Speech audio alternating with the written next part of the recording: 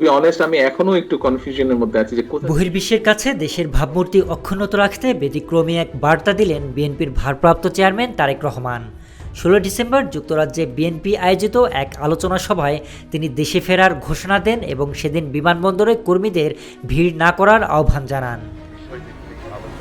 Mister Rahman জানান তিনি আগামী 25 ডিসেম্বর দেশে ফিরবেন। সেই সাথে তিনি যুক্তরাজ্যে থাকা বিএনপির সকল কর্মীকে অনুরোধ করেন ওই দিন যেন বিমানবন্দরে কোনো ভিড় না করা হয়। তার দাবি সেখানে জনসংযোগ ঘটলে বিশৃঙ্খলা ছড়িয়ে পড়বে, যা বাংলাদেশের ভাবমূর্তি ক্ষুণ্ণ করবে।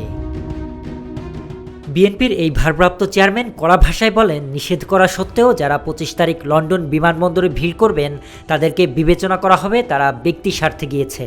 এ সময় দীর্ঘ 18 বছর যারা তার সাথে সুখে দুঃখে ছিলেন তাদের প্রতি ভালোবাসা ও কৃতজ্ঞতা জানান মিস্টার রহমান। সেই সাথে সবাইকে বিজয় দিবসের শুভেচ্ছা জানান। আসন্ন জাতীয় সংসদ নির্বাচন এবং কর্মীদের প্রতি জনাব তারেকের এমন ঘোষণা প্রমাণ করে দেশের প্রতি তার ভালোবাসা ও শ্রদ্ধা, যা নিয়ে ইতোমধ্যে দেশজুড়ে চলছে তার প্রতি প্রশংসিত বার্তা। রাজনৈতিক প্রতিহিংসা ও বিভিন্ন চাপের কারণে 2008 সালে তারেক রহমান দেশ ছেড়ে যুক্তরাজ্যে পাড়ি জমান। পরবর্তীতে হাসিনা সরকার তাকে আর দেশে ফিরতে দেয়নি।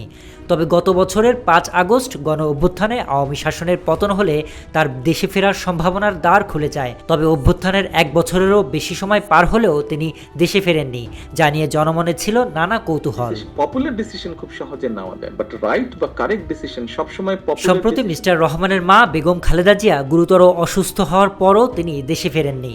একটি ফেসবুক স্ট্যাটাসে জানিয়েছিলেন দেশে ফেরা তার একক ইচ্ছার উপর নির্ভর করছে না, যা নিয়ে দেশে শুরু হয়েছিল ব্যাপক আলোচনা। সেই সাথে তারেক রহমানের শুভাকাঙ্ক্ষীদের মধ্যে এক ধরনের হতাশা বিরাজ করছিল।